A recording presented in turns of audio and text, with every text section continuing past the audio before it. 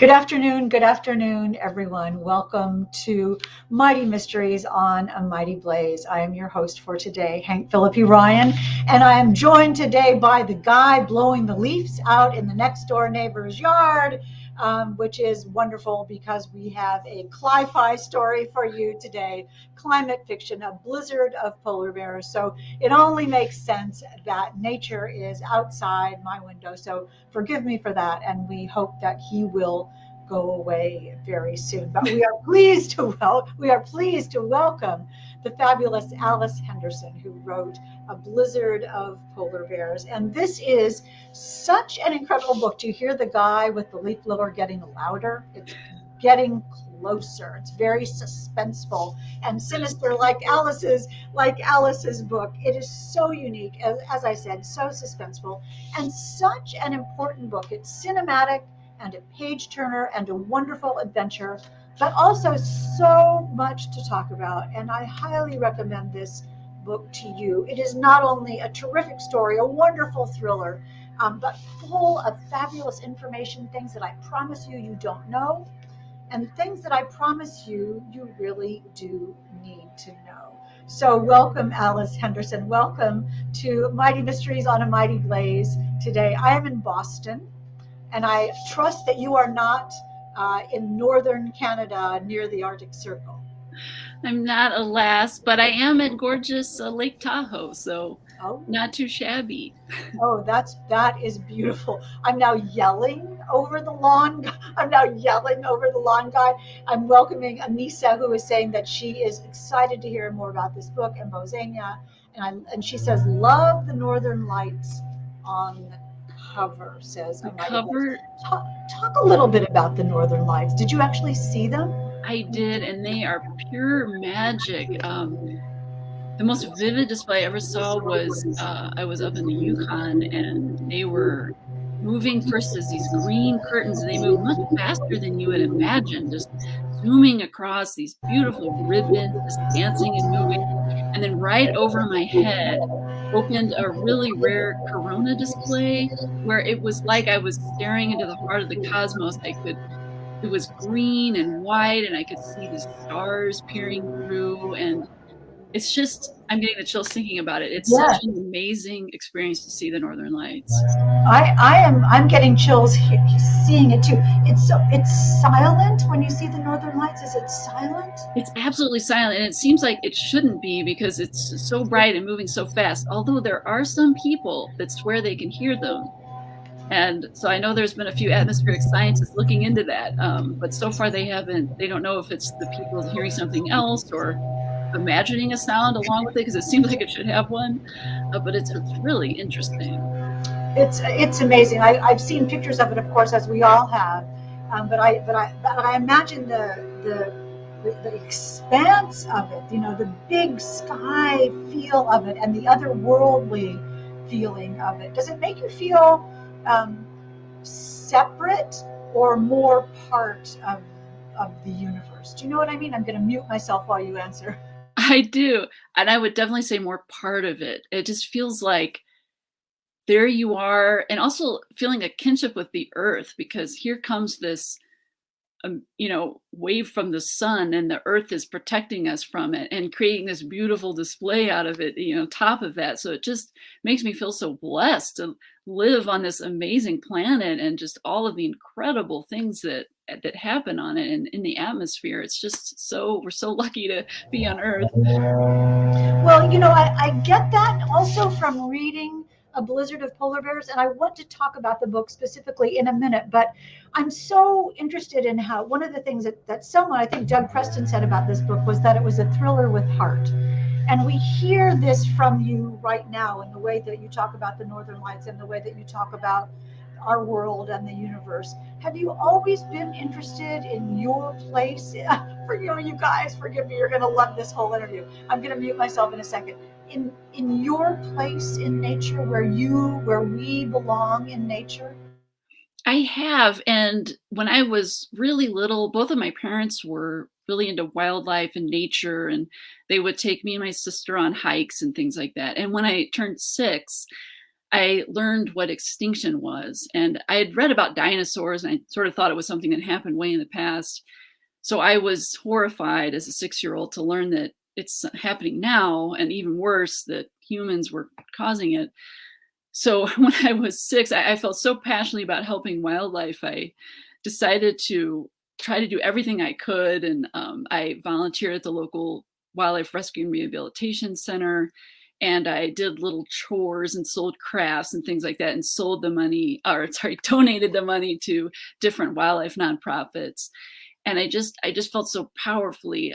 Thankfully, my parents were very encouraging about this. You know, they got me every book on wildlife they could find, and took me and my sister on these epic Western and Eastern trips all over the U.S., where we camped in all these different environments. And I got exposed to so many different biospheres and different kinds of birds. And it was so neat as a kid to, wake up in Wyoming one day instead of the Midwest and hear a completely different forest of bird song. And it was just a great upbringing.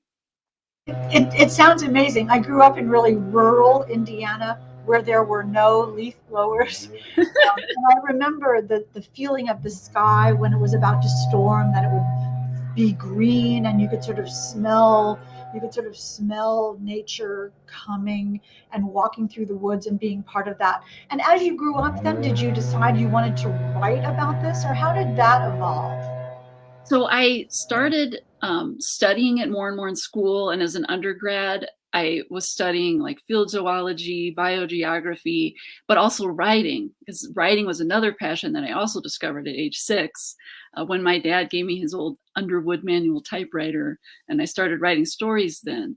So throughout my undergrad and grad, I was writing and I was studying wildlife, but I didn't think to bring the two together until this most recent series. And all of my other fiction does deal to some extent with wildlife themes, with climate change. But this was the first one where each book was going to be focused on a particular species. And I was out volunteering on a sanctuary that needed to know what animals were using the sanctuary. It was protected under a land trust. So they asked me to go out there and do some bioacoustics, where I set out recorders and I can record the landscape and the animals and then determine later what species are using it. So I went out there and I was setting up my recorders in this very remote, isolated, gorgeous part of Montana. And I thought, why don't I do a series about this? A person who's traveling from place to place. Each book could be about a new animal, and I could address the plight of wildlife while at the same time writing something suspenseful, which is my favorite thing to read, especially suspense that has science in it. Well, I love that suspense with science in it, and you do that so beautifully. A blizzard of polar bears is the. Did you hear how loudly I'm talking? Forgive me. A blizzard of polar bears is the second in a series, but I insist this is a standalone. You can absolutely read the two books separately. But just to give us a taste of your first book, A Solitude of Wolverines, hold that up for us. Do you have it right there with you, Alice? I do.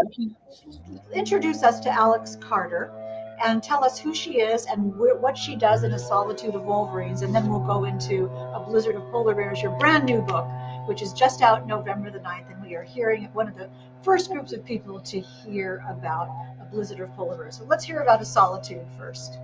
So A Solitude of Wolverines.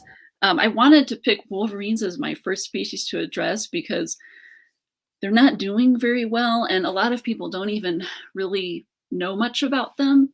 Well, I was saying to you earlier, before when we were talking in the green room, that when I was learning about you and reading about your books, I actually looked up what a wolverine looked like, because I realized I didn't really have, I kind of thought like a weasel, a mental image of what a wolverine is. It's so fascinating. It is. They are, though they are one of the largest members of the weasel family, they actually look like little bears. A lot of people have thought they're big, and they only weigh about 35 pounds, but they can drive grizzlies off kills and take down moose, and they're very hardy, and they're just amazing. They're incredible climbers. They can climb near vertical surfaces up and then just go down as if it's flat. And there's only about 300 left in the lower 48. So they used to range as far south as New Mexico and as far east as the Great Lakes and even New York State. But now they're only surviving in these tiny pockets of the Cascade and the Rockies. So in A Solitude of Well, let me Wolverines, just say one more thing. You were saying earlier that, forgive me for rewinding our conversation, but you're so fascinating and you taught us so much, so many new things, that there are Wolverine observers, scientists who have never seen one. They're so elusive. absolutely, there are Wolverine researchers that have been out in the field for years and years and have never seen a Wolverine. They might set up a remote camera and get a Wolverine on that, but actually just happening to see one crossing a snowfield, many of them have never even seen one. And I've been lucky enough to see two, so I feel really blessed. I saw one in Glacier National Park, Montana, and one in Glacier National Park, British Columbia. So How did that happen? How did that happen? It just showed up, and you said, "Oh my golly, I want to be you for that moment." it was amazing. And so I was camping with my mother. The first one I saw was in British Columbia, and I needed to find a phone to call my editor. So I went hiking off to find a payphone. We were camped, and she decided to stay behind the camp. And as I was hiking down this trail on the way to the payphone, which I knew was over by the ranger station, a Wolverine, I heard this rustling in the bushes, and this Wolverine just came out of the bushes and walked right in front of me across the trail and just looked at me like, I see you there. And then it just kept going. It didn't pause at all. And I was so excited that I ran back to camp and was like, Mom, I saw a Wolverine. And she'd wanted to see one her whole life. And she was like, I can't believe you saw one on the way to a payphone. And so she was really disappointed she hadn't gone with me. Did you, forgive me, you all, because I know this is not why we're here today, but it's so fascinating, really, isn't it? Did you think, ooh, that's a Wolverine? I did, because I had been fascinated with Wolverines since I was really little and had seen pictures of them in the books that my parents would give me. And so I knew what one looked like, but I knew that they were so rare that I was not expecting to see one. And especially in that kind of situation. I mean, and the second time I saw one was just amazing. I was doing a pika survey in Glacier National Park, Montana. So the pikas are these little relatives of the rabbits that live in talus slopes in the mountains, and they stay cool under the rocks, like deep down in the crevices. And during the summer, they collect vegetation, and they're pretty funny and comical. They stuff this vegetation in their mouths. It's just bristling. And then they lay it out in the sun in these little haystacks. So instead of hibernating, they eat this vegetation over the winter. And this is another species that, unfortunately, like the Wolverine, is vanishing due to climate change. And so I was looking for pikas, and it's the same kind of habitat Wolverines live in, and also hoary marmots. So I'm crawling around, looking under rocks, and I hear all of these marmots start whistling in alarm. And I look up, and they're streaming down the mountain, and the pikas are crying out, and they're streaming down the mountain. And I'm wondering what, is scaring them. And I look up, and there's a Wolverine at the top of this boulder field. He's just powering down the boulder field. And again, he walked right by me and just clocked me over his shoulder, like, see you there, and just kept going. And then I remembered I had my camera. I didn't take a picture, but I was just so excited to see it. It was just amazing. I mean, don't you think it's kind of the universe saying, Alice, you should write about Wolverines? I hope so. So talk a little bit about, you were talking about, I got you so off track. My poor curiosity about Wolverines, because now I'm thinking about them, and you made me do it. Tell us a little bit about Alex Carter, why you picked her, and talk a little bit about the title, A Solitude of Wolverines, because is that what a group of Wolverines is really called? It's not. So I wanted each book in the series, when I started creating it, to be about a different animal. And originally I thought, it would be neat if the title was the group name of the animal and then the animal, like An Obstinacy of Bison or A Murder of Crows. And when I started doing a lot more Wolverine research, I realized that they're so solitary, they actually have no group name. So I had to make one up. So I decided on A Solitude of Wolverines. And in that first book, Alex Carter, she's a wildlife biologist, and she's freelance, so she can take different jobs in different areas and study different species. And she is hired by a land trust that's just had this huge old ski resort donated to them. So it's thousands of acres of land. And the ski resort has long since shut down. And there used to be wolverines in the area, but as the ski resort went into full swing, they all vanished. So this land trust wants Alex to find out if wolverines have returned to the area. So she goes out there. It's very remote. She sets up remote cameras to see if she can get some pictures of wolverines. But when she looks at the footage later, she sees images of this severely injured man wandering on the preserve. When she sets out to help him, she realizes too late that she's stumbled on a secret someone is willing to kill to protect. It's a marvelous book. Then you take Alex into her next adventure, and how brilliant of you to pick a wilderness expert like Alex to take you into these kinds of places where you already have been. And I forgot, you all, in the craziness of not only the lawnmower guy, the leaf blower guy, but my computer mouse has completely died. So now I'm having to find out what the keyboard commands are for mute, and to also look at your, I keep looking down here to look at my keyboard to see how I can look at your comments. So technology is just crashing around us this afternoon. So thank you for putting up with all of this. And it makes me realize that I did not read you Alice's bio. So let me do that in the quiet moment when the leaf guy is not here. It says, I will read you the formal bio. Alice Henderson's love of wild places inspired her new thriller, which begins, as we said, with the Solitude of Wolverines, as well as her novel Voracious, set in Glacier National Park. And of course, her newest book is A Blizzard of Polar Bears. And you need to know this about Alice. In addition to being a writer, Henderson is a wildlife researcher, geographic information systems specialist, and bioacoustician, which is so fascinating, and I want you to talk about that. She documents wildlife on specialized recording equipment, checks remote cameras, creates maps, and undertakes wildlife surveys to determine what species are present on preserves while ensuring there are no signs of poaching. She's surveyed for the presence of grizzlies, wolves, wolverines, jaguars, endangered bats, and more. And listen, there's more. She's also written media tie-in novels, including official novels for the TV shows Supernatural and Buffy the Vampire Slayer.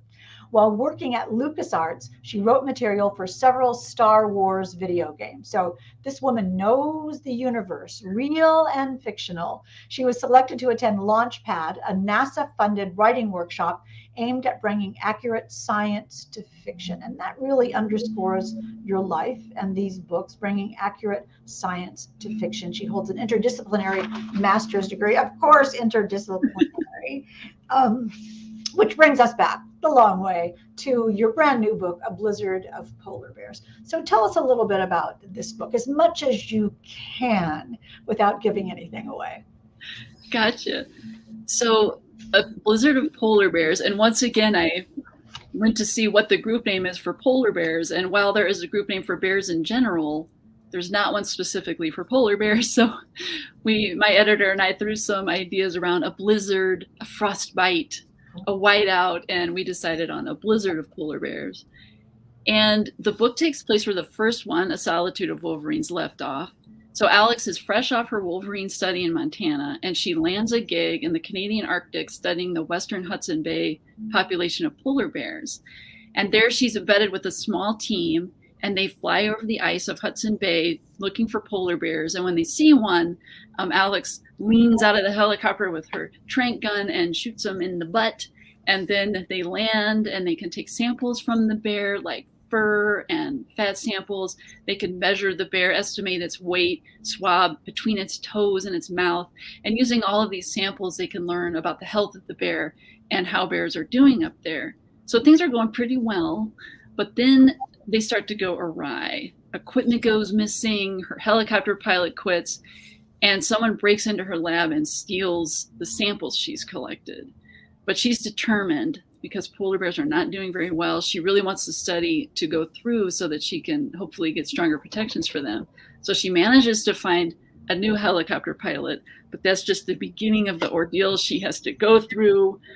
She is stranded out on the ice and has to rely on her survival skills out there. So And one of the things I love about this book, one of the many things I love about A Blizzard of Polar Bears, is how Alex, and someone in the comments is saying, is it wrong that I picture you as Alex Carter, Alex? And I have to tell you, Tasa Sharon, that that I do too. I completely picture you as Alex.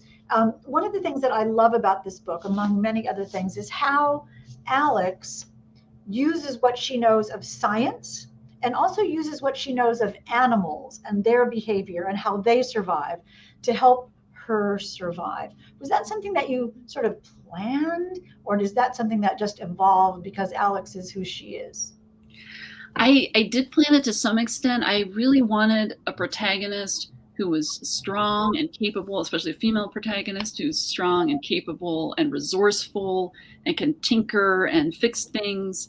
And the fact that she's familiar with these animals and the environment that they live in kind of gives her a leg up in when she's faced with adversity of how to get out of these situations using what's around her, the environment, any things she could use as a tool.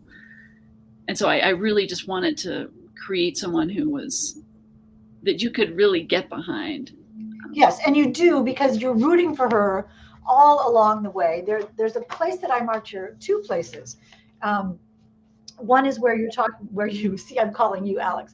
One is where Alex is talking about exactly what you were saying earlier about polar bears, which is polar bears didn't have any trees to rub against out here. So they left their scents behind on the ice each time they stepped down.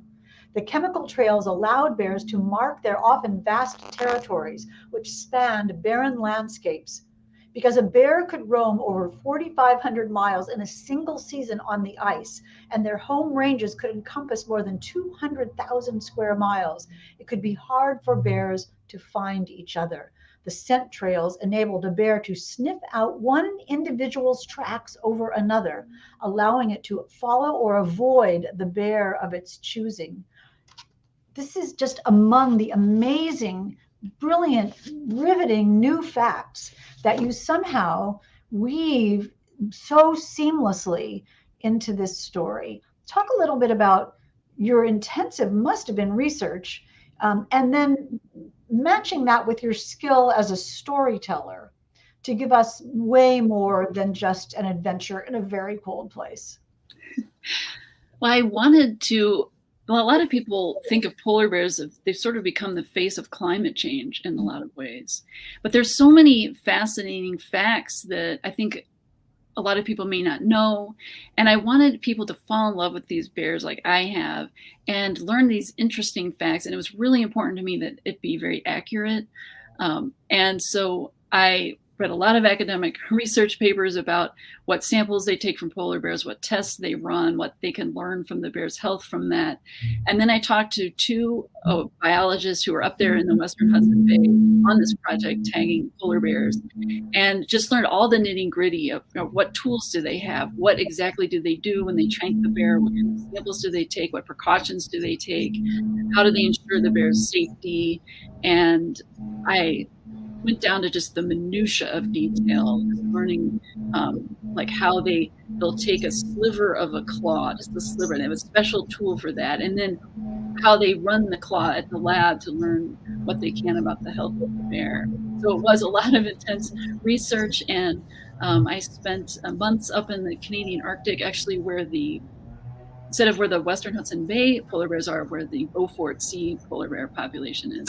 I was going to go to Hudson Bay, but that was in October last year, so the pandemic squashed that. But I fell in love with the Canadian Arctic when I was up there, the tundra and all of the wildlife. It was just incredible. So I steeped in that, and every night I would write, and what does the air feel like, what does the sky look like, and what are the colors of the tundra, and so on, and what is the Arctic Ocean, how does it change from grays to blues as the day progresses. And so I really wanted to steep in that and bring that to it. And it's something of a challenge when you have a book with science. You don't want to inundate the reader with like endless facts about stuff. so that they're pulled out of the narrative. But at the same time, there's readers, like I'm one of them, that wants all the nitty gritty, crunchy science in there. So I had to walk a fine line where it was still suspenseful, the narrative read smoothly, but it had these facts worked into it. Well, when we as readers know what Alex knows, that makes it more interesting. We are on the journey with her and we become a scientist with her. And when her goal is, when someone is trying to make her not reach her goal, our heart goes out to her and we want her to succeed. And you also, I'll read you another part, you all, because I think this is another thing that makes this book so special.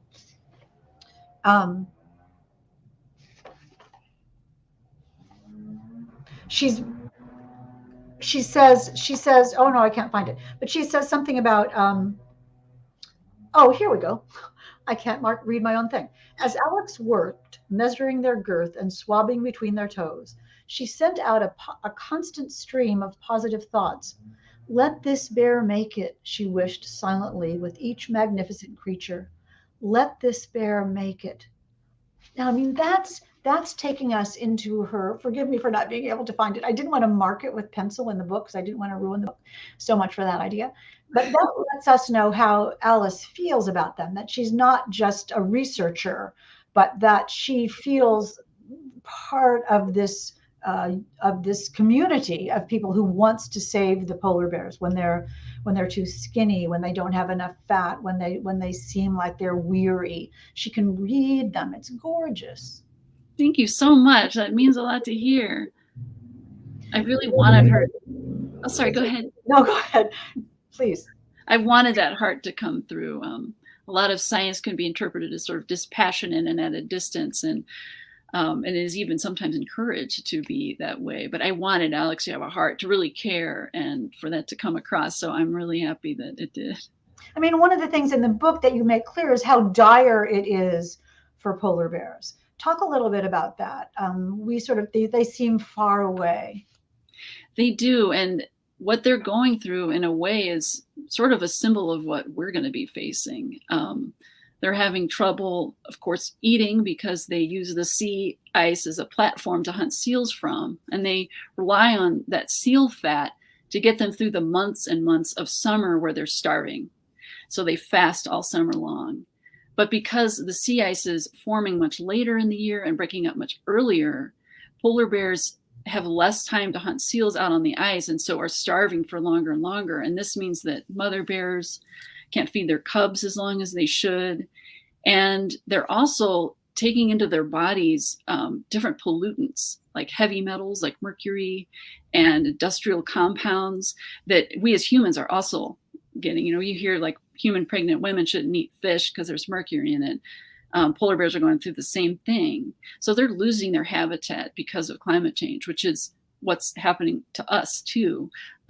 Especially, out here in California, we have these devastating wildfires and people are losing coastal properties. Sea level rise goes up, terrible hurricanes and drought.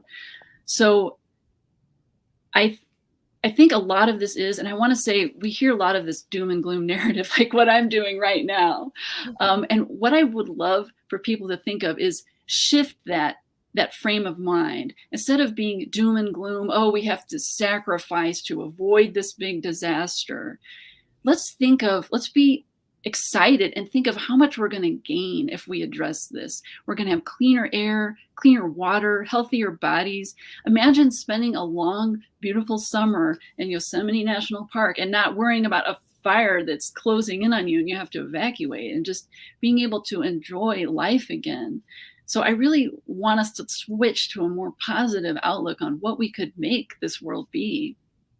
I mean, it's lovely to hear that. And I wonder if you're getting that from your readers when A Solitude of Wolverines came out, your first book, and they were introduced to Alex. And now, as if you just joined us, we're talking about A Blizzard of Polar Bears by Alice Henderson. And now that people are reading your second book, do you get any sense that people are connecting with Alex and with your books and with your philosophy? I have heard from a lot of readers that, for example, with Wolverines, they didn't know they were a real animal and they're intrigued and they want to help. And in the back of each Alex Carter book, there's a section where you can learn more about the animal, and there's volunteer opportunities, either from at home from your own computer, or if you feel intrepid and you want to go out into the field, you can do, for example, with polar bears, this is really cool. There's a thing called the Whisker print project, and you can take photos of bears' profiles. And because polar bears' skin is black and their fur is transparent, as their whiskers grow out, they have black dots in their muzzle that is as unique as a fingerprint for each individual bear. So you can get these photographs of the bear muzzles, and then this is a great way to track individual bears and their movements without having to tag them and tranquilize them and all of that.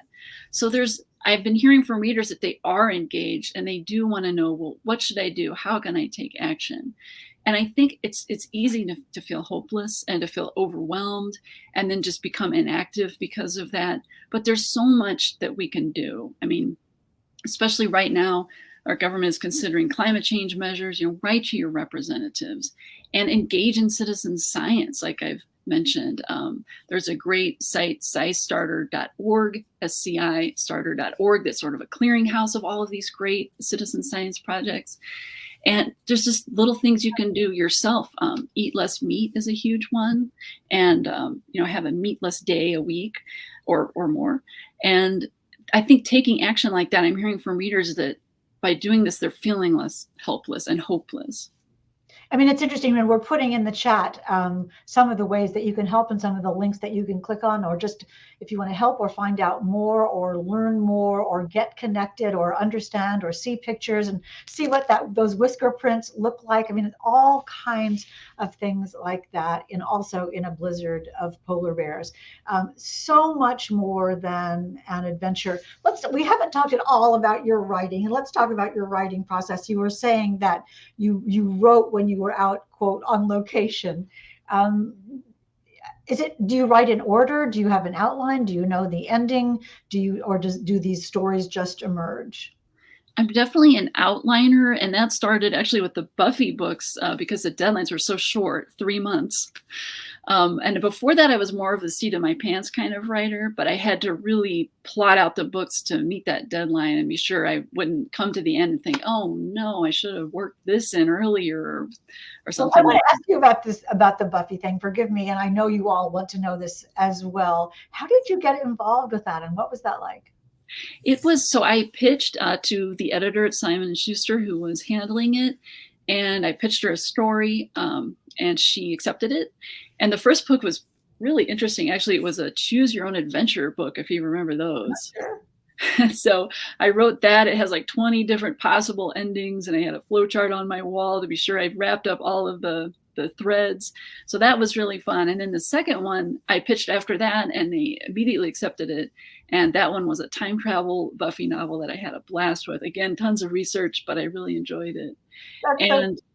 It's fun. You can make up whatever plot you want as long as you're true to the show. And 20th Century Fox signs off on it if they like it. And it's a really fun gig.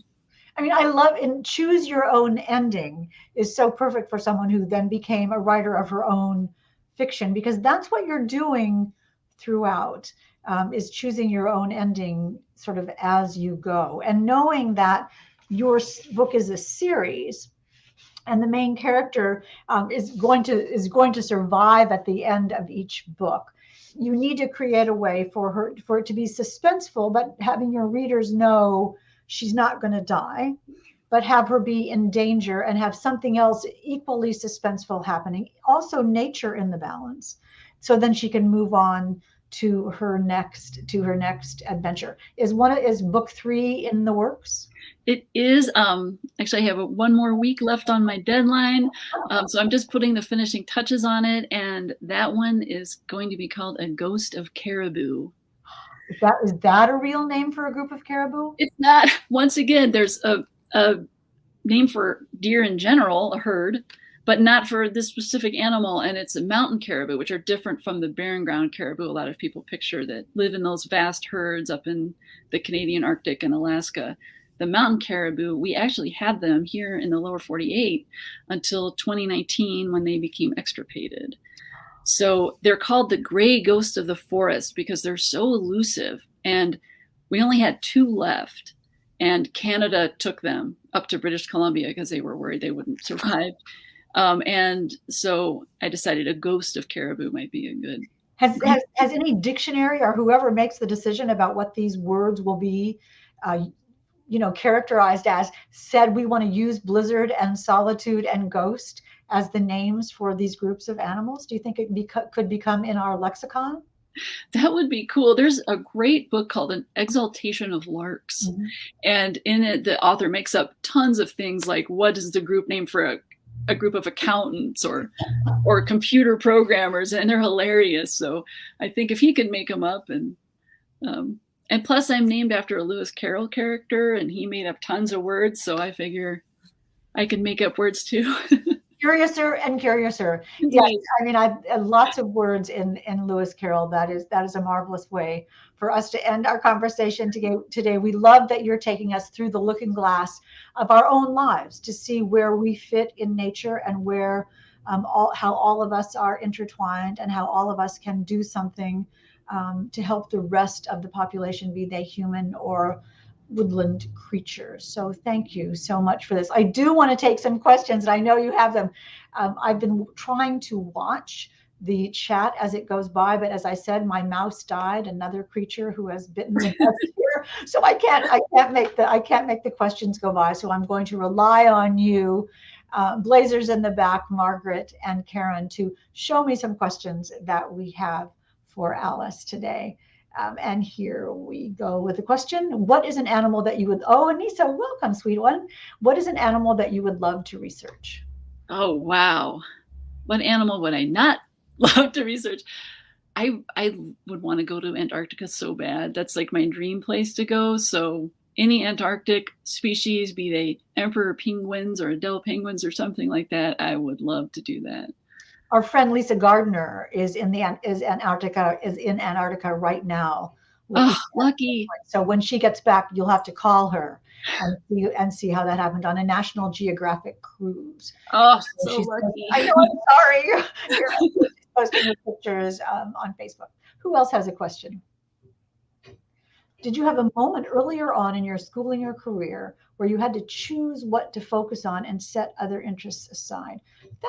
That's really interesting, how we channel ourselves to make the decisions that wind up in a book like this.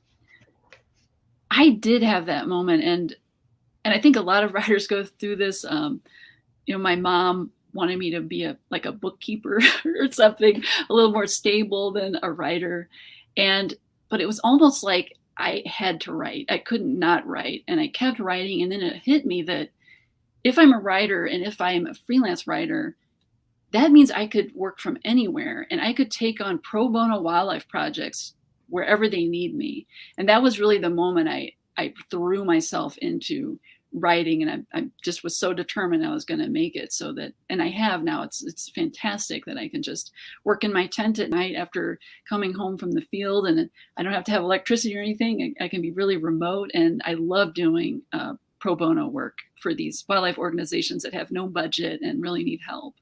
I can just picture you writing in your tent. It is so touching. And proves how devoted you are to this. Tasis is asking, would you be willing to talk with fledgling writers in middle school? And I wonder not only that question, but how do you see the need for adults to teach their children about how the world is changing? And what do you see as your role in that? I've read a lot of research where students that were learning about climate change and had, say, parents that weren't, interested in it or didn't even think it was real, that they then brought that information home and, showed the parents the facts and how they themselves were worried about it and passionate about it. And it did affect the adults. And about the middle school question, I think that our culture, unfortunately, can be very discouraging toward the arts. And, you hear a lot, especially where I grew up, get a real job and you'll never make it. And one thing I always want to say to fledgling writers is, who wrote all those books when you walk into a bookstore? I mean, it wasn't elves. It was people just like them. Have people written books? Yes. Could you be one of those people writing books? Yes. So it's achievable. And I think that writers and artists and filmmakers bring real color and life to our culture, and we should be more encouraging of them. And just as you did with the Blizzard of Polar Bears, you bring your passion and science to a marvelous, marvelous story. All of you go out right now, well, not right now, but in about 30 seconds, and look for A Blizzard of Polar Bears. And I forgot to tell you, of course, with all that's been going on today, that we are giving away a copy, or did I tell you, giving away a copy of A Blizzard of Polar Bears to one lucky commenter. And just because I may have forgotten to tell you, we'll leave the contest open until midnight tonight. And then we will pick a winner later. So you will leave a comment or a question or some sort of applause for Alice Henderson, who we are so pleased joined us today in the midst of the chaos to talk about her wonderful book, A Blizzard of Polar Bears. Alice, thank you. Thank you so much. And we will look for the Caribou book, A Ghost of Caribous, coming up soon. But right now, you can read A Blizzard of Polar Bears, and you can read also A Solitude of Wolverines. And we thank you, a big thank you, as the comment says, to our Mighty Mysteries guest, Alice Henderson. Thank you so much. And let me quickly tell you, our pleasure. And it's a life-changing book.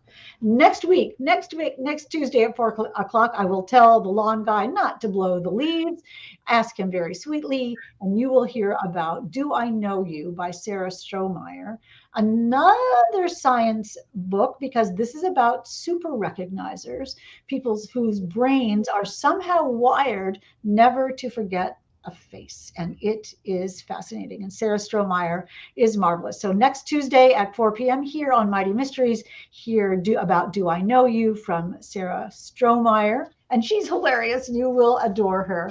And thank you again to Alice Henderson, who wrote this passionate and important novel. And we will see you all next time. Thank you so much for coming.